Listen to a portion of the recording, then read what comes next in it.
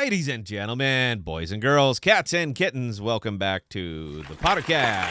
Thank you. I'm fired up for this one today. Now, I'm going to preface this by saying I'm taking a trip down memory lane before I actually get to the point. So if you don't want to hear my credentials in this one, just skip forward to, I think, about three and a half minutes in or something like that. If you don't ever watch our live streams or the members-only videos, there's something you might not know about me. I am a huge gaming geek. I mean, I've been into them forever, and this is very relevant to the video. I began my MMO life way back in a very blocky kind of dungeon crawler on America Online. And if you remember AOL, you are definitely at the right YouTube channel because, like me, you're seasoned. You are seasoned. I rolled from AOL into a game called Meridian 59, which is sort of the founder of the feast that has spawned a multi-billion-dollar empire of MMO games and MMO gaming. I played Ultima Online for a couple of years where I developed my appetite for player killing, and it was great in UO because as soon as you left the safety of the towns, you left the safety of the rules, and you were fair game. They also brought a very unique feature that not too many games have utilized since, that being that you could strip the corpse of everything after you killed the player. And yeah, just to add a little salt in the wound, you could remove the head of the player and mount it on your house so everyone knew that you greased him. That it was hardcore. All right, back in the day, that was hardcore. But I went from UO to EverQuest for way too many years to think about. I played a high elf cleric, and the joy of seeing nothing but your spell book as you were regaining mana. Any old school EverQuest player remembers those days. That was literally what you did. You stare at a book that took up the entire screen. You had no idea what was happening in the game. You could see the text chat, and you looked at the book. And what was the last? The 10-second cast time on the complete heal spell. Only clerics got that. That was a hoot. If you bumped the keyboard, you stopped casting, and you had to start over. You know what? They were dead by the time you got that spell off, man. That one was finicky. I am going somewhere with this. Please allow me my reverie. World of Warcraft, 4 years. I played World of Warcraft, and I played a Horde Shaman. I played before Battlegrounds, when there were just Zergs running back and forth in the Arathi Highlands.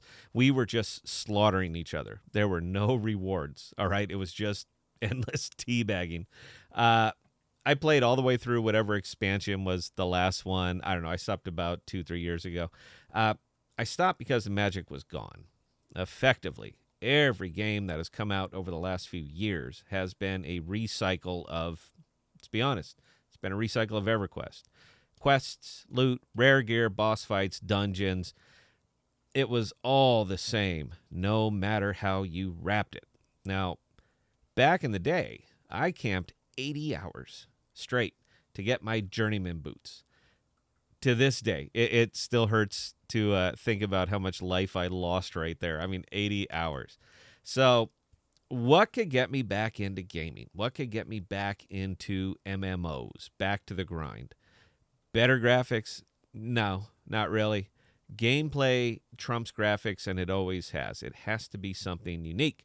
And I believe that it's here. Dungeon Universe. The play-to-earn MMO game Dungeon Universe will open its gates to early adopters as it will launch a closed alpha version on December 11th. To get access to the closed alpha, players will need to buy at least the $150 adventure package. Dungeon Universe will feature all the familiar gameplay elements from basically any MMO, offering free-to-play gameplay with the ability to win rewards or for in-game activities. Players get to battle enemies, complete quests, gather resources, craft items, and so on. Standard fare. But here's the caveat.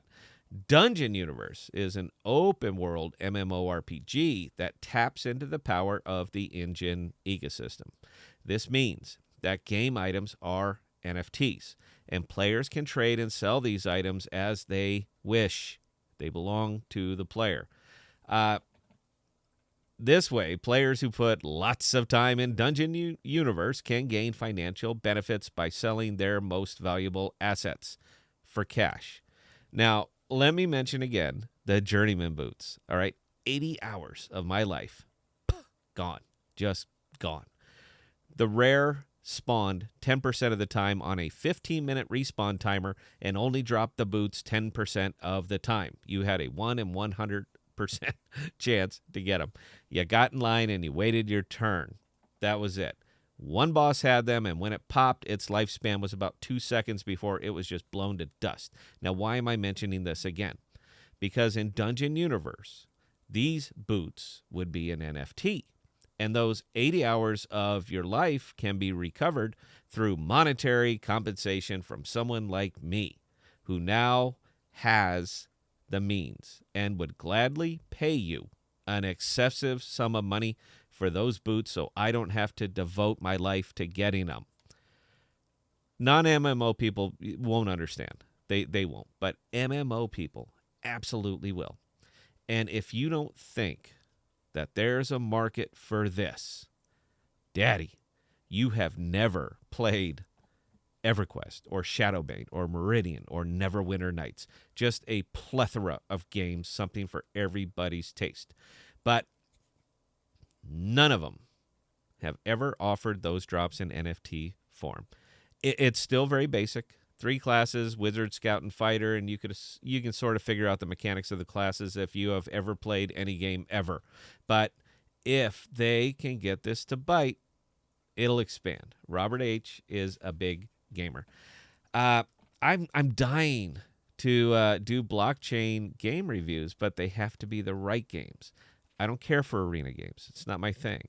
But I care a great deal about MMOs. And I can't wait to get my hands on this one. It's going to be a fantastic market. And again, doing what can only be done on blockchain. Dungeon Universe built on Enjin. And this won't be the last time you hear about it.